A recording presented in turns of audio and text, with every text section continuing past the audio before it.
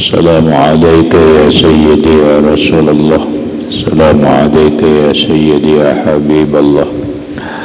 السلام عليك يا سيدي يا خير خلق الله. السلام عليك يا إمام الأنبياء والمرسلين. السلام عليك يا ختم النبيين. السلام عليك يا رحمة للعالمين. السلام عليك أيها النبي ورحمة الله وبركاته. Puji dan syukur kita panjatkan kehadirat Allah Subhanahu wa Ta'ala. Dengan limpahan rahmat, taufik, hidayah, inayah serta riayahnya kita dapat bertemu dan berkumpul kembali di dalam ruangan masjid yang mulia ini dengan satu tujuan dan niat yang sama, yaitu menambah ilmu pengetahuan agama lewat pengajian kuliah ba'dal maghrib, yang selanjutnya semoga Allah Subhanahu wa Ta'ala memberikan taufik dan hidayahnya kembali kepada kita sehingga kita dapat mengamalkan apa yang kita kaji pada malam ini. Amin. Bapak-bapak, ibu-ibu, hadirin wal hadirat rahimakumullah. Alhamdulillah, setelah sebulan penuh Rabiul Awal kita tidak bertemu, tidak berkumpul. Sekarang Allah Subhanahu wa Ta'ala mengumpulkan kita kembali sebulan penuh. Umat Islam bergembira, senang dengan mengekspresikan, membaca sholawat, baca maulid Nabi Sallallahu Alaihi Wasallam, hanya dalam rangka gembira dengan kelahiran Nabi Sallallahu Alaihi Wasallam, sekaligus sebagai salah satu wujud cinta umat Islam kepada Rasulullah Sallallahu Alaihi Wasallam.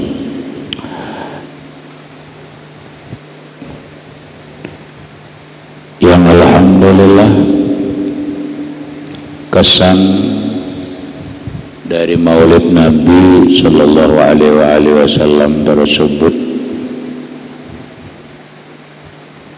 masih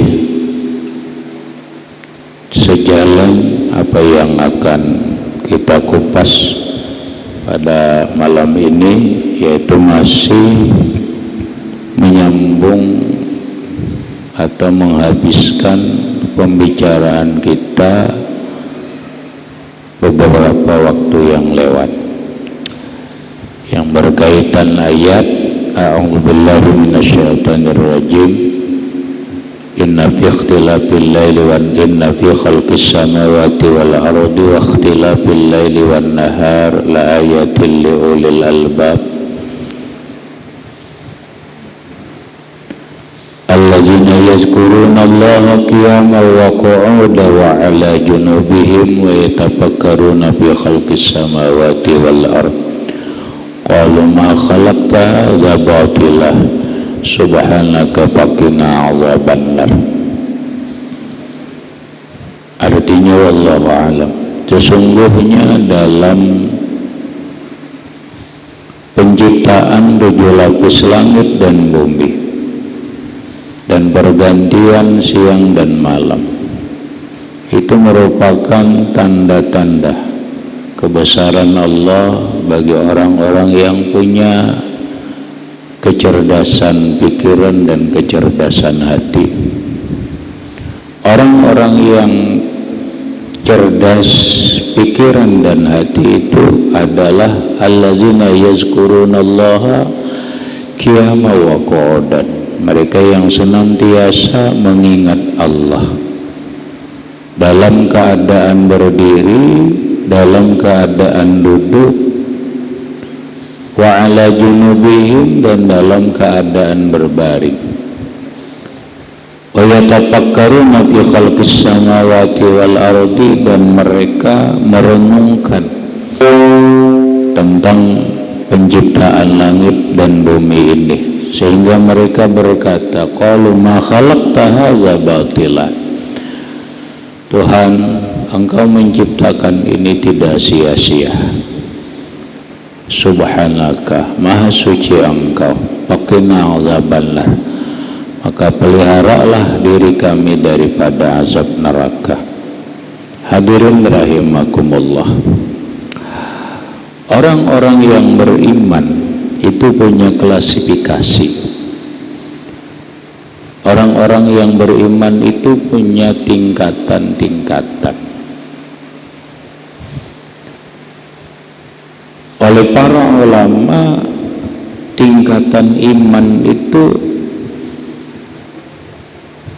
yang paling rendah, dan ini masih diperdebatkan oleh para ulama, yaitu iman taklid. Iman taklid itu orang yang percaya, beriman kepada Allah dan Rasul dan rukun iman yang lainnya hanya dengan akhzu qaulil ghair, percaya atau berpegang dengan ujar abah, ujar mama, ujar guru, ujar kai.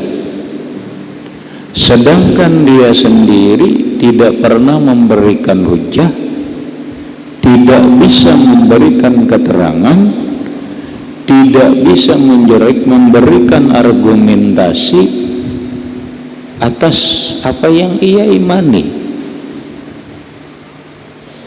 Contoh, ketika orang mempertanyakan kepada dirinya, apakah Allah Subhanahu wa ta'ala itu kuasa atau Allah ta'ala itu bersifat kudrat, dia menjawab, iya, saya yakin, saya percaya bahwa Allah ta'ala itu kuasa.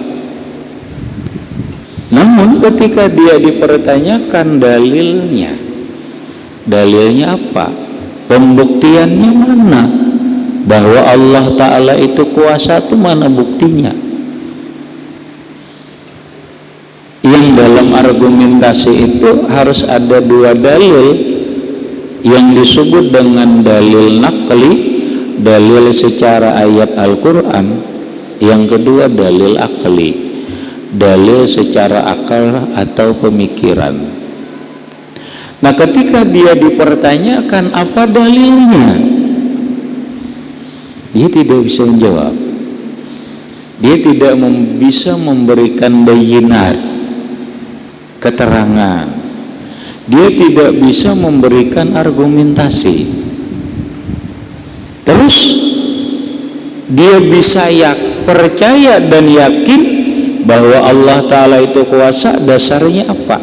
Dasarnya ucapan kai, ujar kai, Allah ta'ala itu kuasa. Nah, dia yakin dengan ucapan kai tersebut, ini namanya taklid. Iman, percaya dengan Allah, dengan sifat-sifatnya, tapi dia sendiri tidak pernah mempelajari, dia sendiri tidak pernah bisa berargumentasi. Yang dia andalkan itu adalah ucapan ujar-ujar itu. Ini menurut Imam As-Sanusi dan Imam Abu Bakar Ibnul Arabi, ini iman tidak bisa diterima. Ini iman tidak bisa diterima. Berarti imannya tidak sah. Kalau iman tidak sah, masih jadi orang kafir atau tidak, gairu mukmin lah, tidak beriman namanya. Menurut pendapat Imam As-Sanusi dan Imam Ibnu Abu Bakar Ibnul Arabi. Terus sekalipun menurut pendapat ulama-ulama yang lain, imannya sah. Imannya sah. Kenapa dikatakan sah begini? Karena kata mereka, kalau imannya ini tidak diterima, alangkah banyaknya umat Islam ini imannya tidak sah. Kalau kita presentasikan, konon katanya umat Islam di Indonesia ini penganutnya bukan 90% lagi, tetapi 85%. 5%-nya sudah kabur kemana, wallahu alam. Apa yang ulun baca data bahwa umat Islam di Indonesia tidak 90% lagi, tetapi 85%. Nah, kalau kita pilah-pilah klasifikasi dari 85%, berapa ratus juta atau ratusan juta umat Islam di Indonesia ini, berapa nang betaklid? Nang taklid tuh banyak.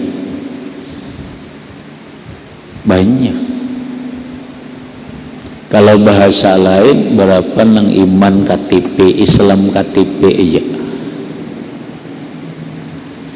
belum lagi nang lain-lain. Kalau kayak ini, kalau imannya taklid tidak diterima, tidak sah, alangkah banyak umat Islam ini imannya yang tidak sah. Terus lalu kata ulama, mayoritas ulama, imannya bisa diterima, namun mereka berdosa besar. Mereka berdosa besar. Kenapa berdosa besar? Karena tarkun nazar, dia tidak bisa berpikir. Dengan kata lain, dia tidak bisa menggunakan akal. Belajar tauhid, belajar ketuhanan itu dengan menggunakan dalil akal dan dalil nakal. Sedangkan akal ini diberi oleh Allah untuk berpikir. Berpikir tentang apa? Ya, berpikir tentang alam, dirinya, dan yang lain-lainnya, agar dia bisa menemukan Tuhan, agar dia bisa menemukan Sang Pencipta.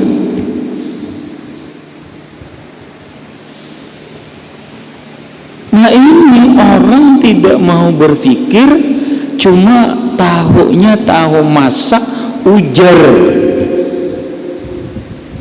kai, ujar guru.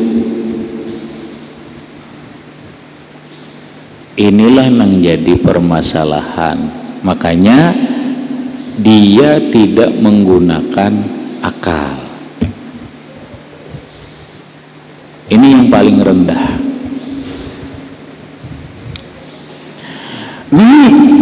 Kualitas iman, jadilah mukmin yang baik. Dia belajarlah dia sifat 20. Jangan belajar sifat tauhid itu, jangan belajar tauhid asma, tauhid uluhiyah, tauhid rububiyah, tauhid asma wa sifat. Itu bukan cara kita. Kita punya metode sendiri, kita punya manhaj sendiri dalam pembelajaran tauhid.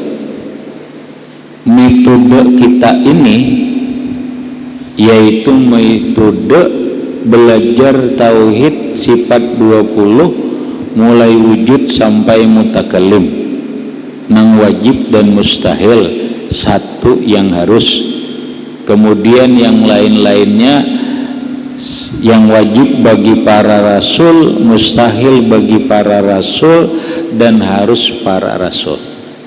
Bagi para rasul. Metode ini biar kita paham. Metode sifat 20 ini ditemukan atau diasas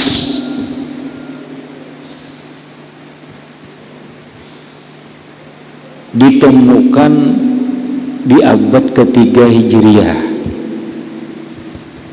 3 Hijriah itu 300, kita ini 1441-44. Metode ini ditemukan atau diasas, dirancang, ditemukan oleh Imam Abul Hasan Al-Asy'ari. Lalu metode inilah yang berjalan dari abad ke abad, dari abad ketiga menuju abad keempat. Itu hidupnya Imam Abul Hasan Al-Asy'ari sampai sekarang. Maka metode pelajaran tauhid kita ini sudah ratusan abad, ratusan tahun sudah. Nah, sedangkan metode pembelajaran tauhid dengan metode tauhid uluhiyah, rububiyah, asma wa sifat, ini orang Wahabi ampunnya. Orang Wahabi ampunnya hanyar aja itu kurang lebih. Di zamannya kalau memang itu ditemukan diasas oleh Ibnu Taimiyah, itu kurang lebih di abad ke-7 Hijriah.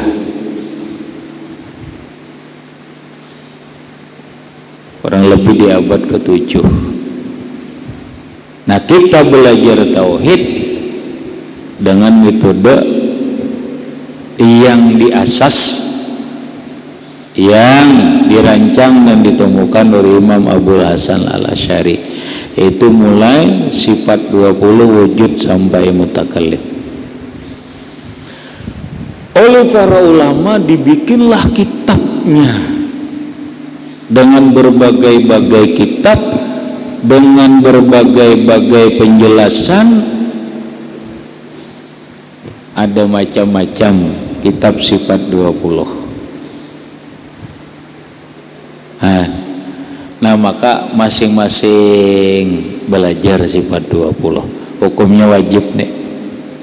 Mulai wujud belajarnya sampai mutakallim, sampai nang harus mustahil bagi Allah, belajar lawan dalil-dalilnya sehingga dia paham. Oh, wujud begini penjelasannya.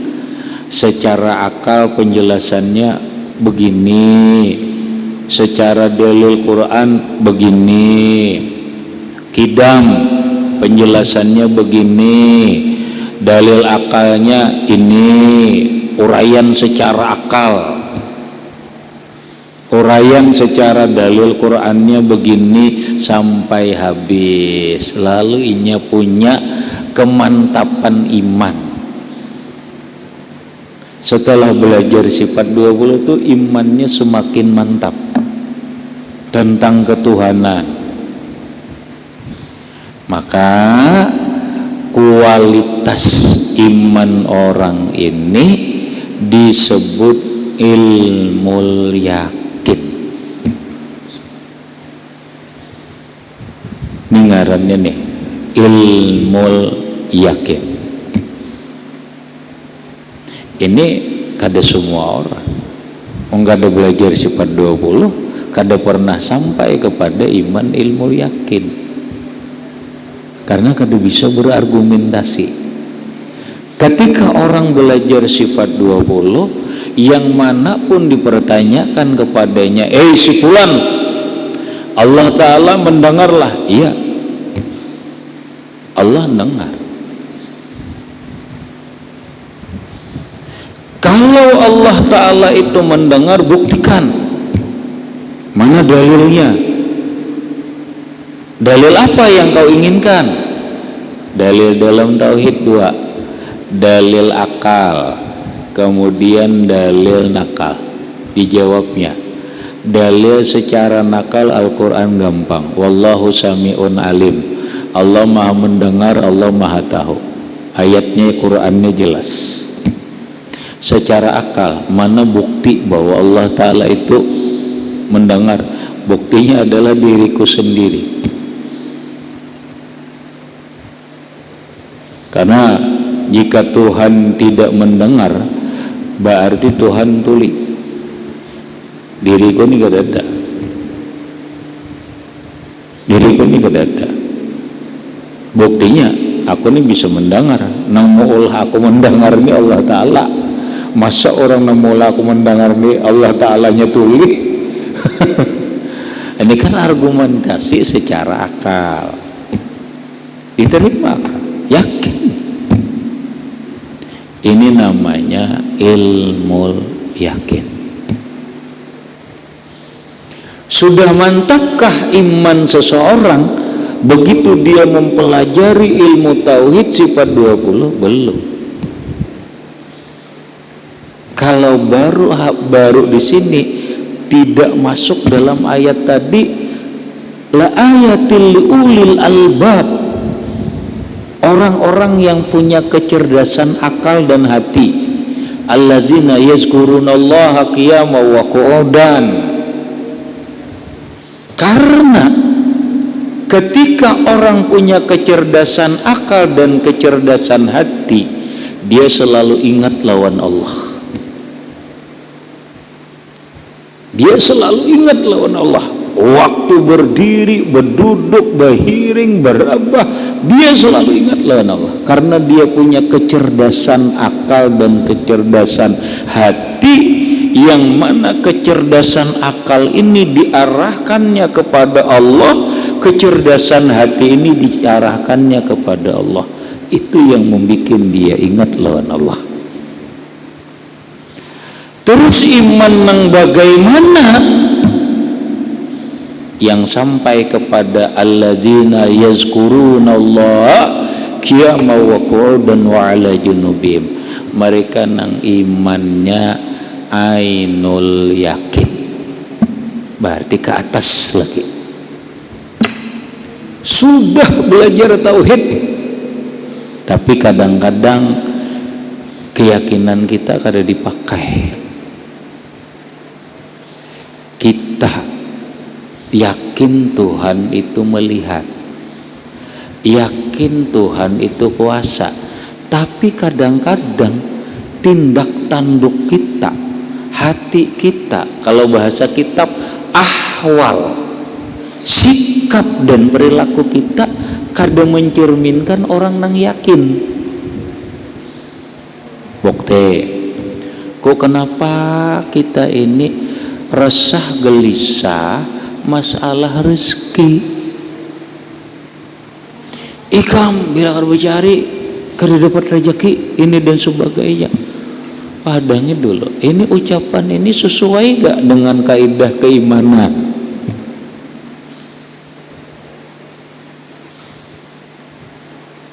Nah, karena ini belajar kaidah keimanan bahwa Tuhan itu sudah menjamin rezeki, Tuhan itu maha kuasa.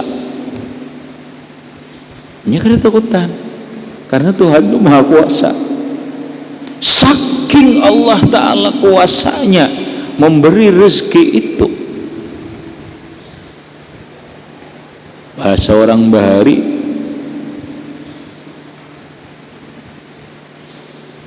ulat di dalam batu, yaitu hidup, ada aja rezekinya. Saking Allah Ta'ala kuasanya.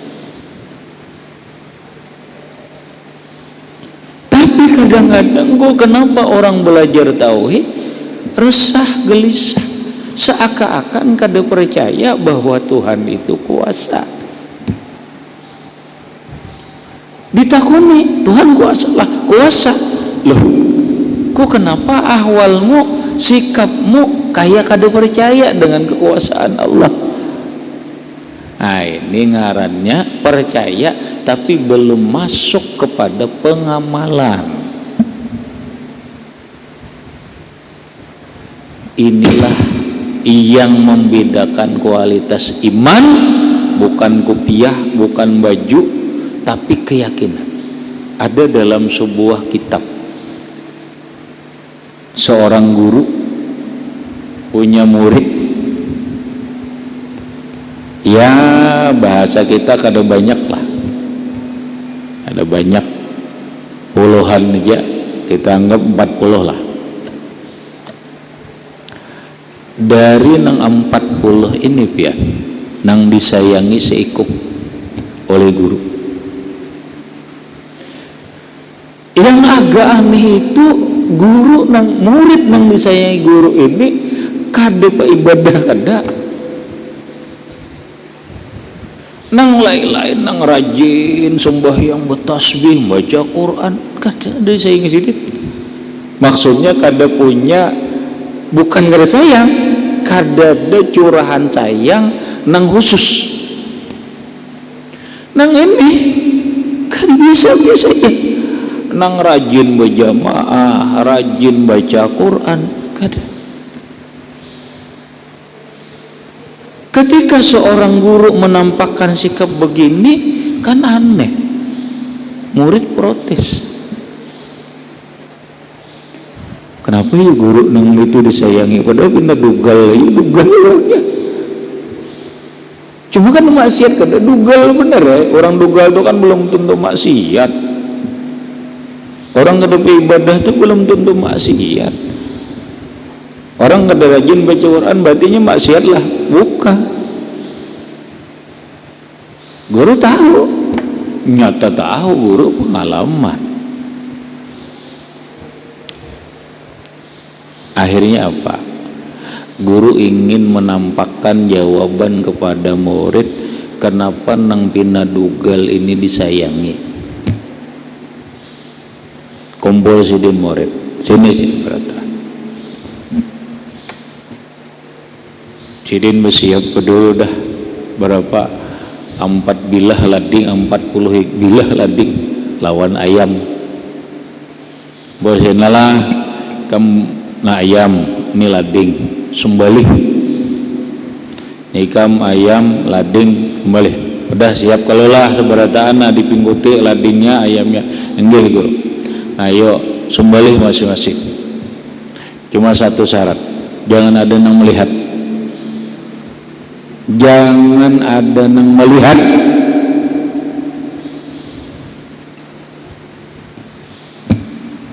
Ramai murid ada nang dihigau isi melihati orang kerja sembelih. Nah pesan guru bila sudah menyembelih atar nako Assalamualaikum bisa muji, pokoknya di manakah, di kamar kah, bisa muji sembelih atar nu guru. Akhirnya pak parak tuntung berataan nang dugal nih kada nyembelih, memulai ada nyembelih.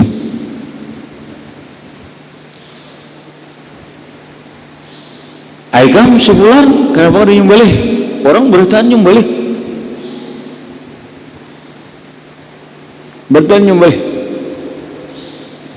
Guru kemanapun ulun guru kada nyembelih, bukan masalah lading. Kenapa kamu nyembelih? Ladingnya ada apa? Ujar pian kalau tadi sembelih jangan ada nang melihat. Kemanapun ulun bersembunyi dilihat oleh Allah. Kayak ulun nyembelih, Allah Ta'ala melihat. Jadi ke situ ulun bersembunyi oleh nang nyembelih, Allah Ta'ala melihat. Kemana aja ulun bersembunyi Allah Ta'ala melihat. Ulun kada nyembelih. Wahai murid-muridku nang ada, karena inilah aku sayang lawan inya. Apa artinya? Ilmu tauhid dipakainya. Ini ainul yakin ngarannya. Ini ainul yakin. Nang beguru nih udah seikung aja nang hibat. Pada nang lain belajar, sebenarnya belajar hafal dalil tapi kada pakai. kada cerdas akalnya, kada cerdas hatinya. Sementara kualitas iman nang dipandang Allah bukan surban, bukan rakaat kita sembahyang. Maulun sering katakan orang rajin sembahyang itu bukan sebuah kepastian imannya kuat, tidak. Orang rajin baca Quran itu bukan sebuah kepastian bahwa imannya kuat, tidak. Karena iman itu ada ilmunya. Orang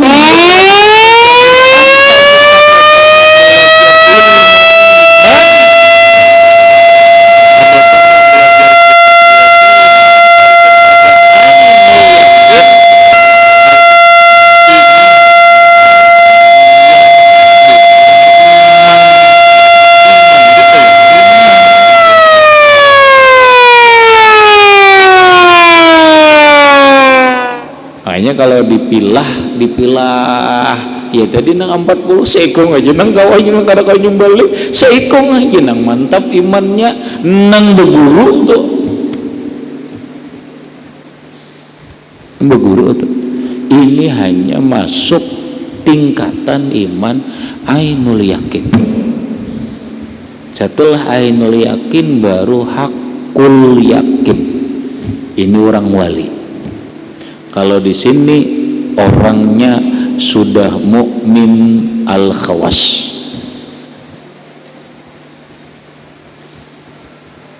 Nah, nang selamat nang kada singgah ke neraka tuh nang mulai ini nih, nang ainul yakin sampai ke atas ini.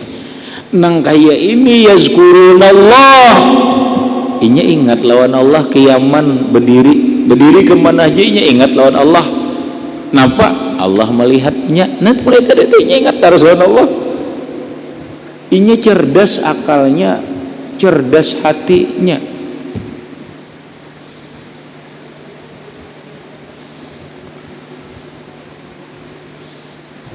Panjang lagi nih, pada bagus banget nih Nenek.